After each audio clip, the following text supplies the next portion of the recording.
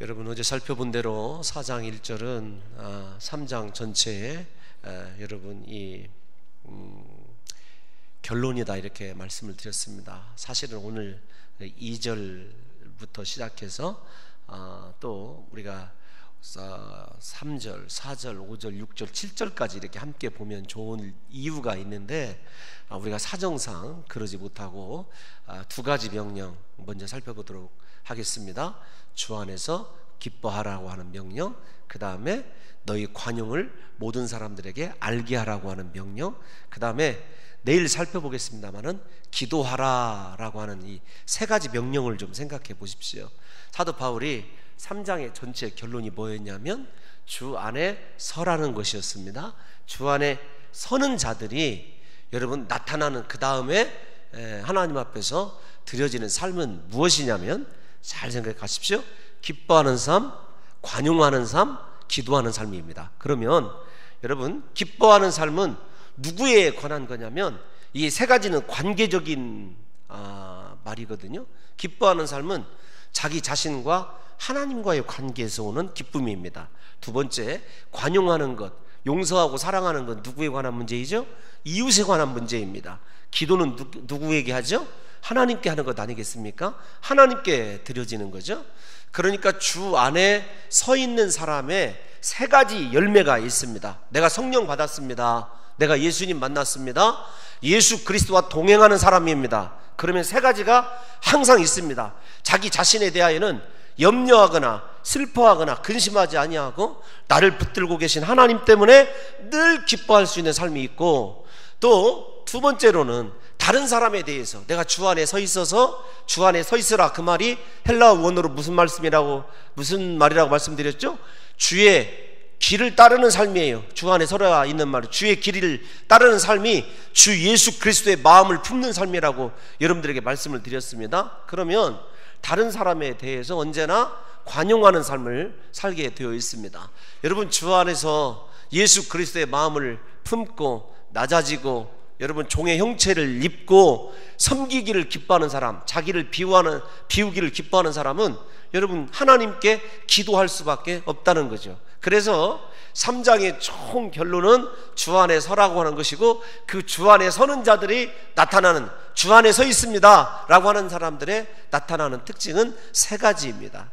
이 세 가지의 명령을, 기도에 관한 명령, 하나님께 관한 명령은 일단 내일 살펴보기로 하고, 오늘은 사람에 관한 것, 자기 자신이 과연 나는 하나님 앞에서 왜 기뻐하지 못할까 라고 하는 문제와, 두 번째는 왜 용서가 안 되는 걸까 라고 하는 것을 여러분 조금 우리의 마음이 아프지만 말씀 그대로를 좀 한번 적용해 보려고 그럽니다. 사도 바울이 주 안에 서 있으면 항상 기뻐할 수 있다라고 이야기하는 이유가 무엇이냐면은, 기쁨은 주님이 주시는 것이기 때문에 그래요. 그래서 주 안에서 온전히 들어가 있는 사람은, 제가 여러분들에게 평강을 말씀드릴 때도 평강도 주님이 주시는 것입니다. 기쁨도 주님이 주시는 거예요. 그래서 주님 안에 서 있어서 예수 그리스도의 십자가의 삶을 따르는 사람, 그 길을 걷는 자들에게는 하나님이 주시는 첫 번째 열매가 무엇이냐면 기쁨입니다. 예를 들면 우리가 참 이 말로 할 수 없는 죄 때문에 억눌려 있다가 그 죄 사함받은 이 상태를 생각해 보십시오. 심령에 기쁨이 막 밀물듯이 여러분 이렇게 솟아나는 것 경험해 보시죠? 우리가 하나님 만나면 제일 먼저 심령에 얼마나 이 희열이, 이 기쁨이라고 하는 단어가 약할 정도로 희열이 뿜어져 나오는지를 몰라요. 여러분 날마다 하나님 바라보고 하나님과 함께 살아가는 사람들의 특징은 그래서 항상 기뻐하는 거예요. 너는 왜 항상 웃니? 슬퍼도 눈물 나도. 여러분 그 유명한 찬송가 있지 않습니까? 제가 노래는 다시 부르지 않기로 했기 때문에 여러분 절대 부를 수 없습니다. 그런데 여러분 보십시오. 우리가 먼저 영원한 기쁨의 대상이신 주님과 바른 관계를 맺고 있으면 사도 바울뿐만 아니라 다윗을 봐도 그렇지 않습니까? 그의 시 가운데 기쁨의 시가 얼마나 많이 솟아져 나가는 것을 여러분 생각해 보십시오. 그래서 주님 때문에 항상 기뻐할 수 있는 것, 이것을 좀 염두에 두시면 성령께서도 우리에게 기쁨을 주시는 걸 생각해 보십시오. 갈라디아서 5장 22절에 여러분 사랑과 희락과 화평 얘기할 때 성령의 열매가 무엇이었죠? 여러분 분명히 기쁨, 희락이 있습니다. 그러니까 기쁨은 내가 기뻐할 수 있다라고 생각해서 항상 웃는다고 해서 기뻐할 수 있는 것이 아닙니다. 하나님과의 관계에 성공한 사람들에게 주님이 사랑도 주시고 기쁨도 주시고 화평할 수 있는 관용도 주시는 거예요. 사도 바울이 갈라디아에서 있는 말씀을 하나님과의 관계에 의해서 싹 세 가지를 빼냈어요. 그런데 그 갈라디아서 5장 22절을 여러분 읽기 전에 갈라디아서 5장 16절에 보면 이런 말씀이 있습니다. 내가 이르노니 너희는 성령을 조차 행하라. 예수 그리스도와의 복된 관계, 그것을 맺기 위해서 우리에게는 성령을 조차 행하지 아니하면 사랑도 희락도 화평도 얻을 수가 없는 거죠. 그래서 우리에게 제일로 기뻐하는 인생, 화평하는 인생, 사랑하는 인생을 살기 위해서는요, 내가 예수 그리스도와 어떤 관계를 맺고 있고 나는 정말로 성령을 받아서 성령이 이끄시는 대로 순종하고 있는가라고 하는 것이 여러분 전제가 되어져야 하는 것입니다. 그런데 왜 우리들에게 이런 기쁨이 그렇게 머리로는 아는데 여러분 성령을 조차 살지 못하고 주님 안에 서 있지 못하고 왜 주의 길을, 주님의 마음을 품지 못함으로 말미암아 십자가의 길을 걷지 못하는 것일까 한번 생각해 보십시다. 여러분 원인은 딱 한 가지입니다. 왜냐하면 기독교인이면서도 예수를 믿으면서도 주 밖에서 살고 있기 때문에 그래요. 삶이 어디에 있냐면 주 밖에 있기 때문에 그렇습니다. 우리가 주 안에서, 여러분 빌립보서에서 가장 많이 나타나는 말이 기뻐하라는 말이 아닙니다. 주 안에서라는 말입니다. 여러분 우리 1장 강의할 때 배웠지 않습니까? 빌립보서 1장에서 여러분 가장 많이 드러나는 말이 예수 그리스도, 그리스도 예수예요. 주라는 말씀입니다. 우리의 삶에 예수 그리스도가 주 되심을 인정하지 아니하고는 인생의 사랑, 기쁨, 화평 절대 이룰 수 없습니다. 그런 의미로 본다고 한다면 사랑하는 성도 여러분들이 지금 내가 어디에서 살고 있는가, 주 밖에서 살고 있는가, 주 안에서 살고 있는가를 여러분 이 점검해 보셔야 된다는 거죠.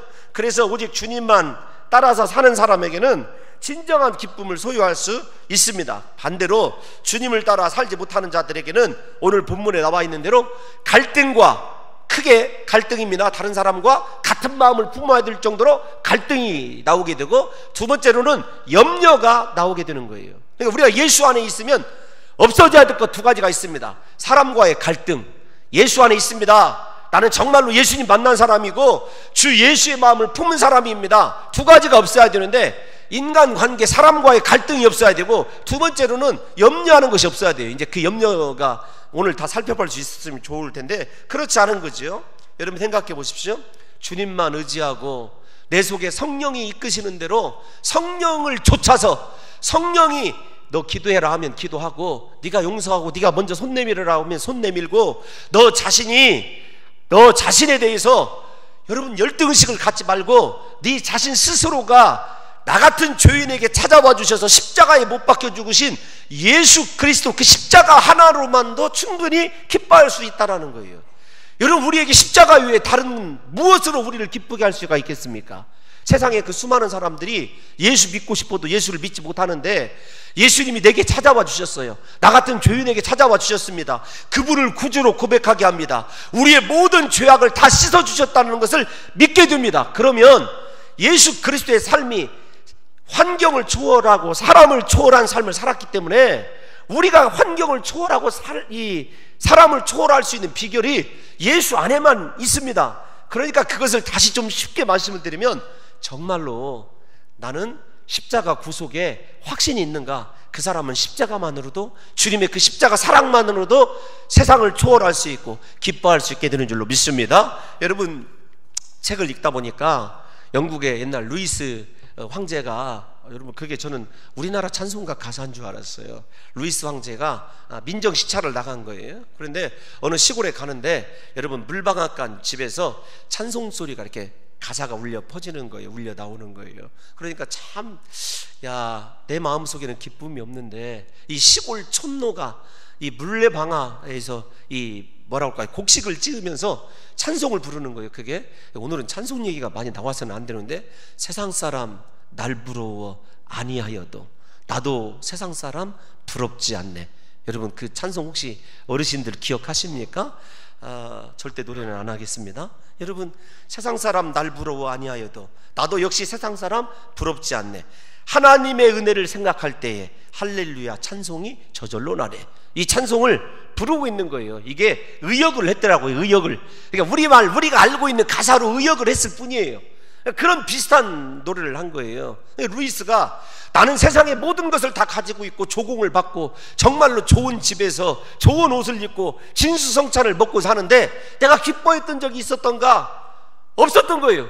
그 순간에 이 촌노가 굉장히 부러웠던 겁니다. 들어가서 당신은 왜 그렇게 기뻐하냐고 그랬더니 나 같은 죄인을 위해서 예수님이 십자가에 못 박혀 죽으신 거 그거 생각만 해도 너무도 기쁨이 한다는 거예요.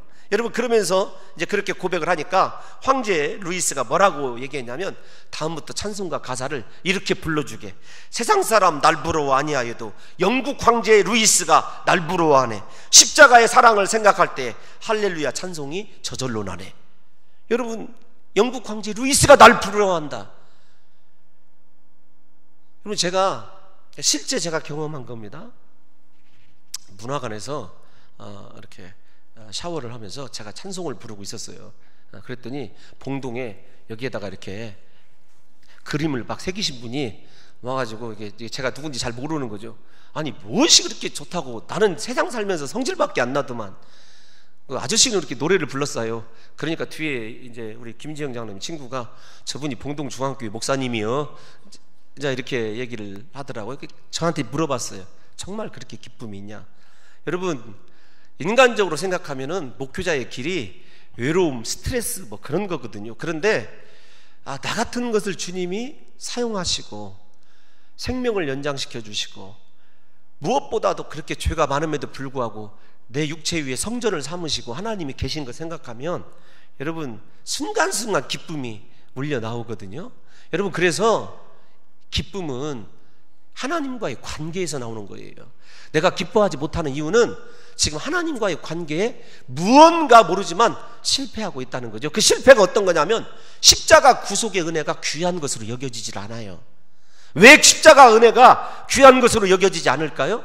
세상에 좋은 것이 너무 많기 때문에 그래요. 내 시선이 어디에 가 있냐면 주 밖에 가 있기 때문에 그래요.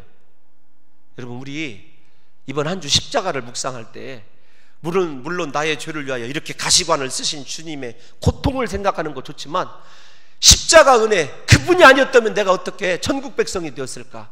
주님의 십자가를 생각하시면서 사랑하는 성도 여러분들에게 여러분 하나님과 나만이 아는 신비한 사랑의 여러분 기쁨이 솟아 넘치시기를 예수님의 이름으로 축원합니다. 여러분 한번 생각해 보세요. 제가 우리 그 청년들을 보면 저 친구 연애하고 있다, 연애하고 있지 않다를 제가 잘 압니다. 어떻게 할 수 있을까요? 왠지 혼자 피식피식 웃고 얼굴이 살짝 미소가 띄고 그냥 혼자 걸어가도 발걸음이 가벼운 애가 있어요. 평소에는 터벅터벅 교회 대리석을 받고 걷던 애가 갑자기 발걸음이 또각또각 이렇게 나면 분명히 심령의 변화가 있어요. 뭐가 생겼냐면 남자가 생긴 거예요. 그래서 제가 정확히 물어봅니다. 너 연애하지? 여러분, 그 애가 거짓말 할까요, 안 할까요? 거짓말 안 합니다. 연애합니다. 지난번 남자하고는 언제 헤어졌냐? 여러분, 이렇게 대화가 너무 이렇게 진솔하게 오가거든요.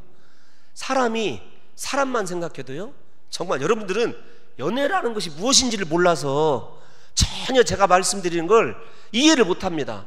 근데 저는 연애를 해봐서 알아요.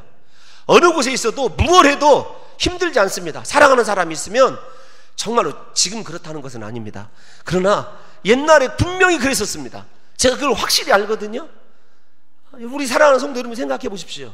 내가 예수님 사랑하고 주님의 그 십자가 생각하면서 정말 눈에서는 눈물이 흐르지만 마음속에서는 얼마나 기쁨이 솟아나는지, 부디 우리 사랑하는 성도 여러분들이 예수 안으로 들어가시기를 예수님의 이름으로 축원합니다.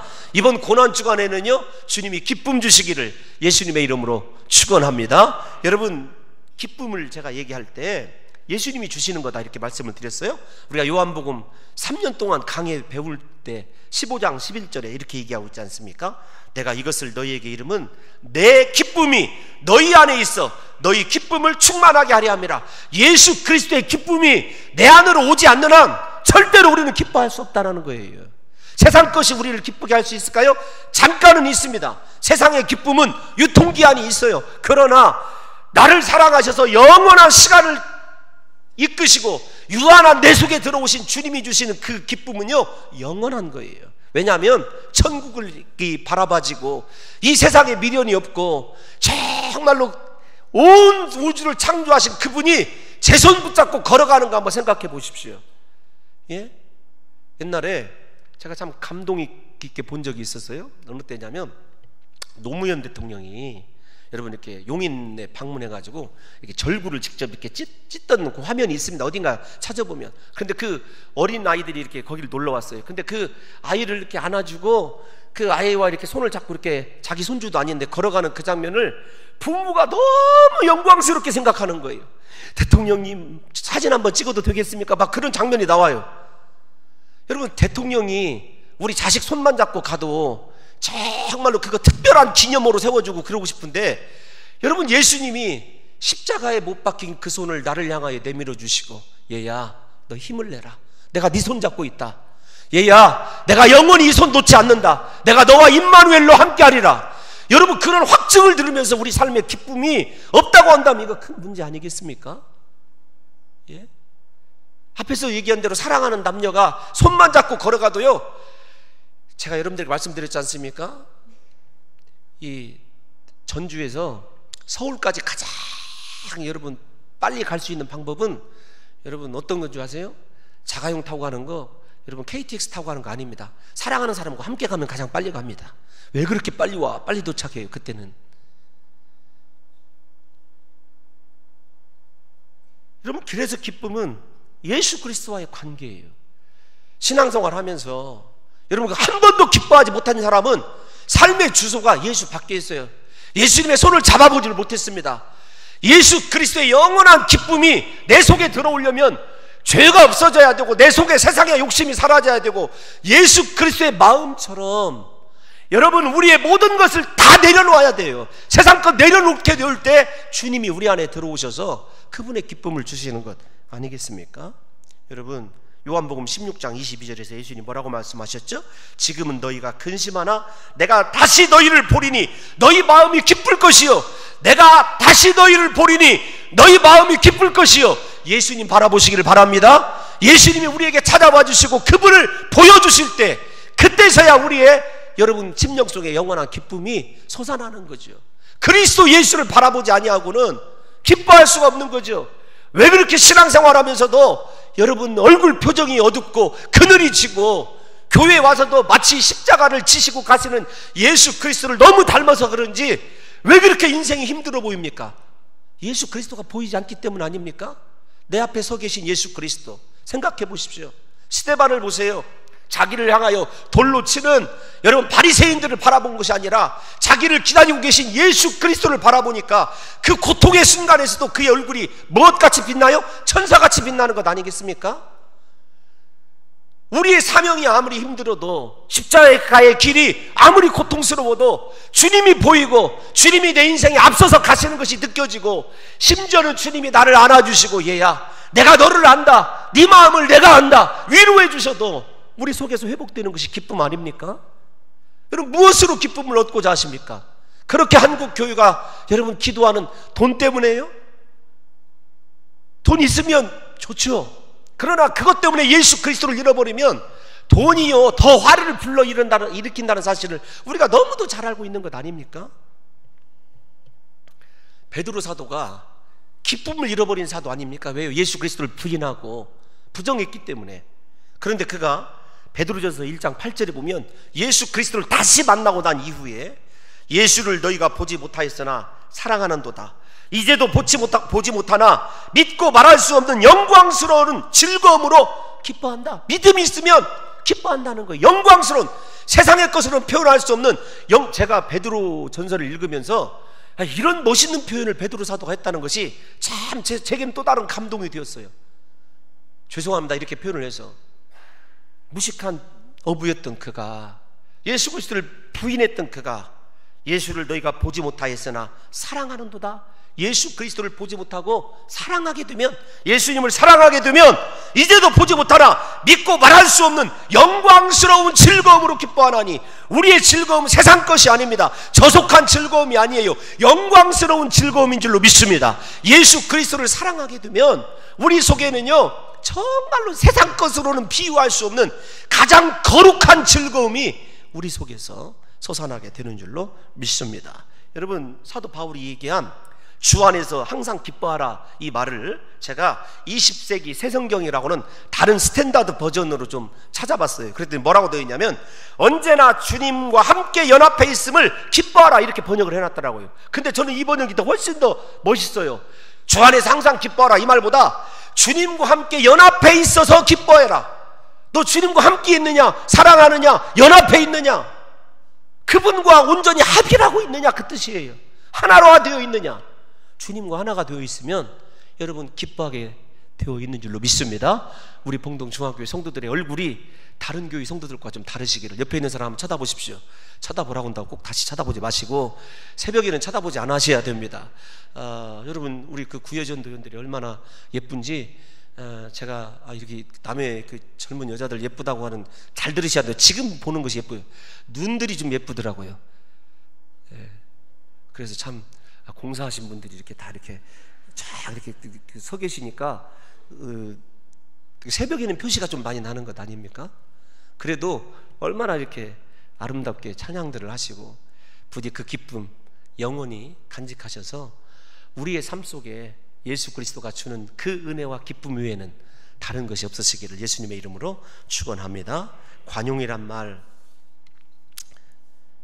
여러분 FAK야 이런 말 안 쓰더라도 무슨 말이냐면 박해에 대한 온유, 그런 뜻입니다. 자신에게 손해를 끼친 자에 대한 용서, 그런 뜻이에요.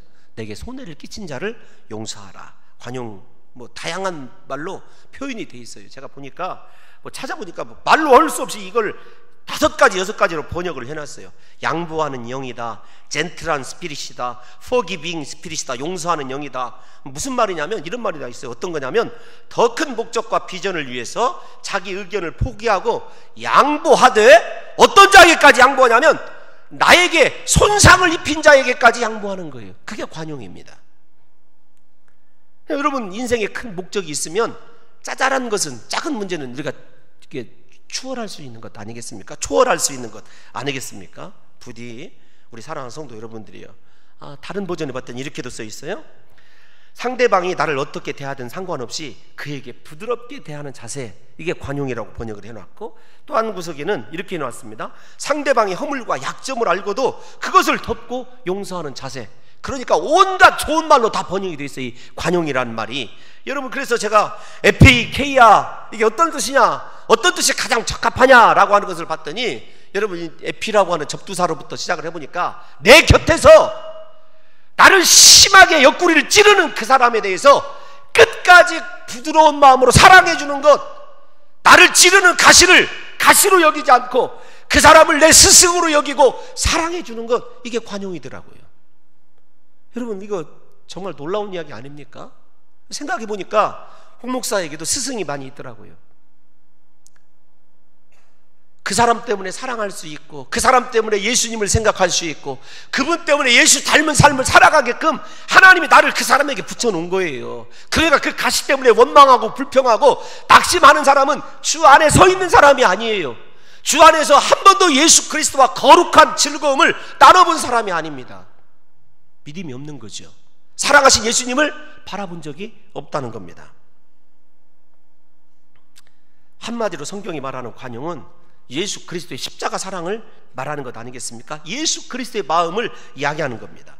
남의 허물과 연약을 용납할 뿐만 아니라 덮어주는 것에서 지나지 않을 뿐더러 나를 실제적으로 찌르고 심히도 내 옆구리를 아프게 하고 내 안에 상처를 주는 그 사람을 향하여 예수 그리스도의 그 부드럽고 온전한 사랑으로 대할 수 있는 것이 관용이에요. 그런데 여러분, 이게 놀라운 표현이 하나 있어요. 어떤 거냐면, 예수님께서는 모든 것을 다 이렇게 얘기하십니다. 네 오른손이 하는 일을 왼손이 모르게 해라, 이런 표현 쓰지 않습니까?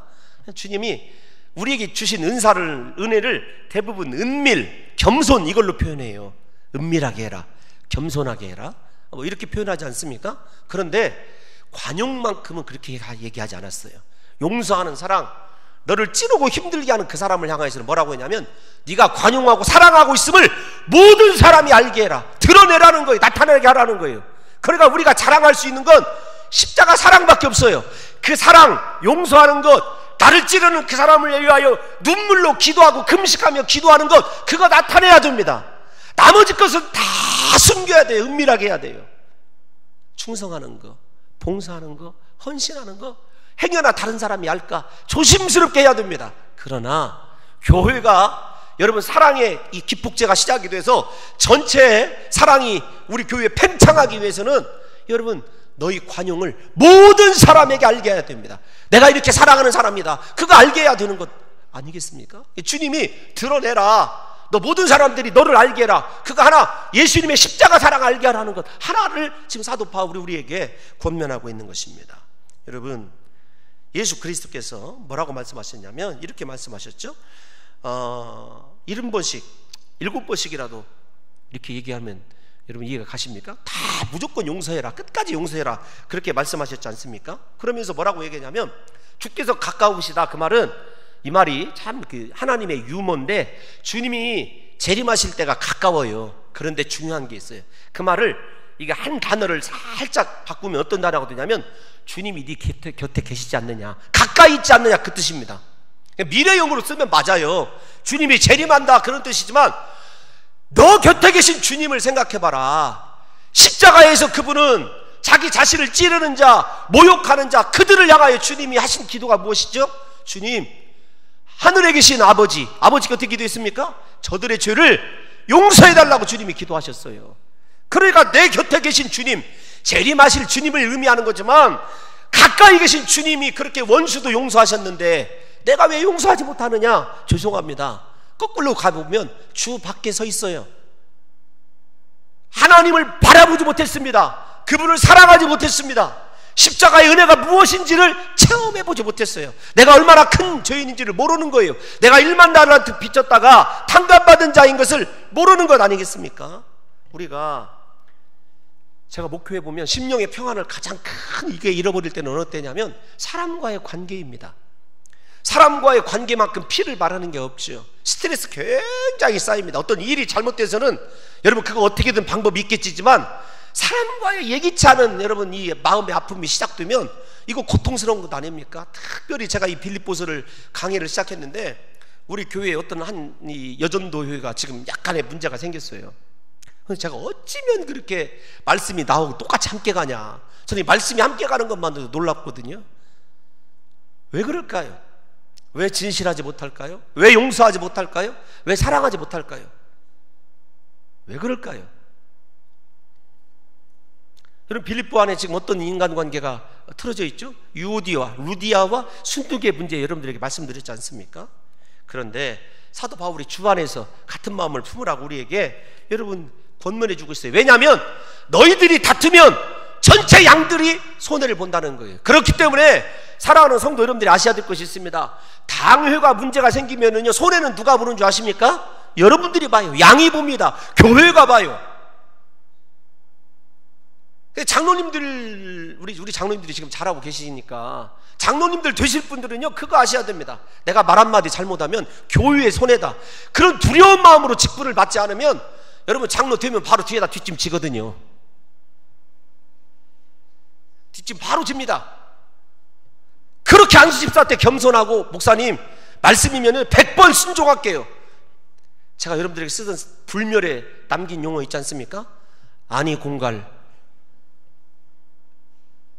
꼭 염생이 똥까지 해야 됩니까?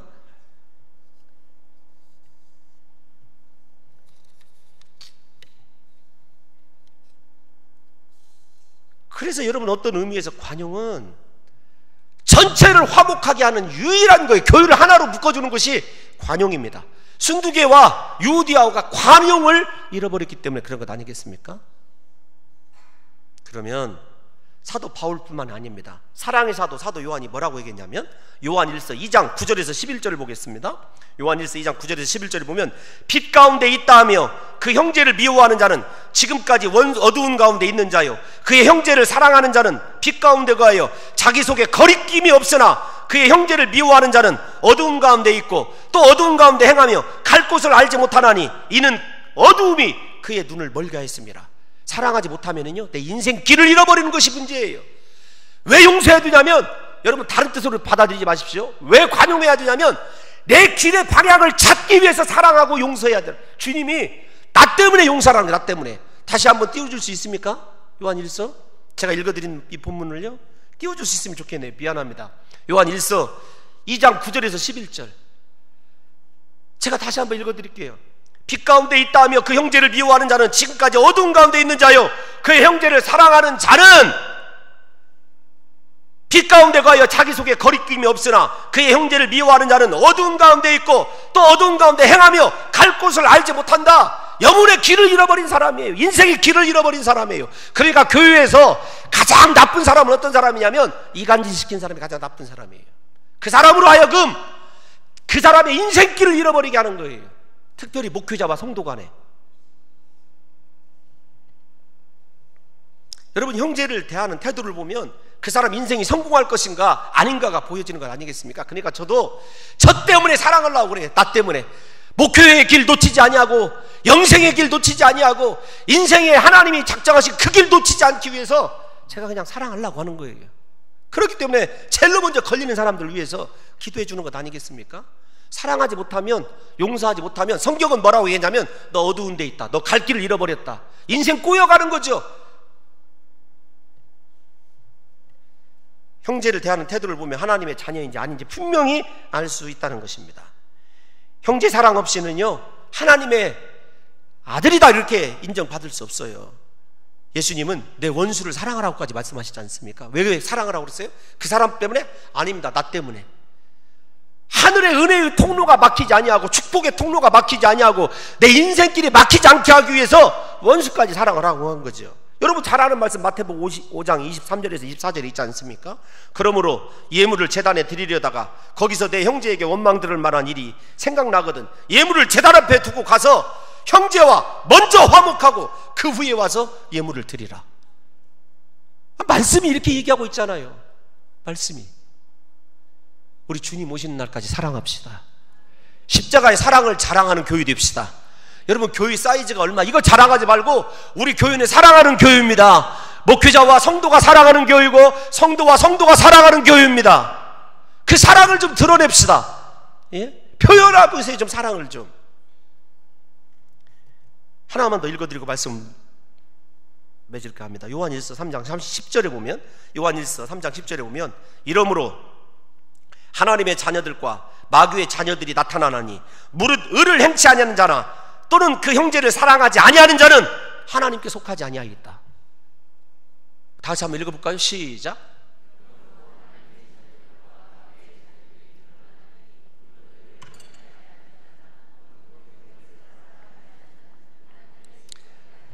여러분 하나님께 속하지 아니하고는 사랑할 수가 없어요. 죄송하지만 미워하고 있는 마음 그대로 가지고 있는 사람은 자기는 가장 거룩한 성도이 같을지 모르지만 하나님이 안 계신 사람이에요. 하나님께 속한 사람이 아닙니다. 우리 사랑하도록 합시다. 옆에 있는 사람한테 한번 쳐다보세요. 괜찮습니다. 오늘은 눈만 안 쳐다보면 돼요. 여러분 뭐라고 얘기하냐면 쳐다보세요. 내가 당신을 사랑합니다. 시작. 내가 하나님께 속하여 있으므로 당신을 사랑합니다. 너무 길어서 외울 수가 없죠. 여러분 형제를 미워하는 것은 곧 마귀의 세력이 나를 지배하고 있다는 말입니다. 바울은 계속해서 강조합니다. 우리가 형제를 사랑함으로 사망에서 옮겨 생명으로 들어간 줄 알거니와 사랑치 아니하는 자는 사망에 거하느니라. 그 형제를 미워하는 자마다 살인하는 자니 살인하는 자마다 영생이 그 속에 거하지 아니하는 것을 너희가 아는 바라. 부디 주 예수 그리스도의 마음을 품음으로 말미암아 사랑함으로 하나님께 속해 있는 성도가 되시기를 예수님의 이름으로 축원합니다. 제가 함석헌 선생의 얼굴이라고 하는 시를 하나 읽어드리고 설교를 끝을 맺으려고 그래요. 그 얼굴만 보면 나를 잊고 시간이 오는지 가는지 모르고 밥을 먹었는지 아니 먹었는지 모르는 얼굴, 그 얼굴만 대하면 키가 하늘에 닿는 듯하고 그 얼굴만 대하면 가슴이 큰 바다 같아 남을 위해 주고 싶은 마음 파도처럼 일어나고 가슴이 그저 시원한 그저 마주 앉아 바라만 보고 싶은 참 아름다운 얼굴은 없단 말이냐? 마지막 말이 부정형으로 끝이 나고 있어요. 있을까요? 없을까요? 여러분, 나를 바라보면 행복해하고 나를 바라보면 자기 자신이 그렇게 왜소하게 느꼈던 사람이 큰 산처럼 느껴지게 할 수 있는 사랑의 얼굴 우리가 좀 만들어 가시기를 예수님의 이름으로 축원합니다. 하나님 끝까지 사랑하게 도와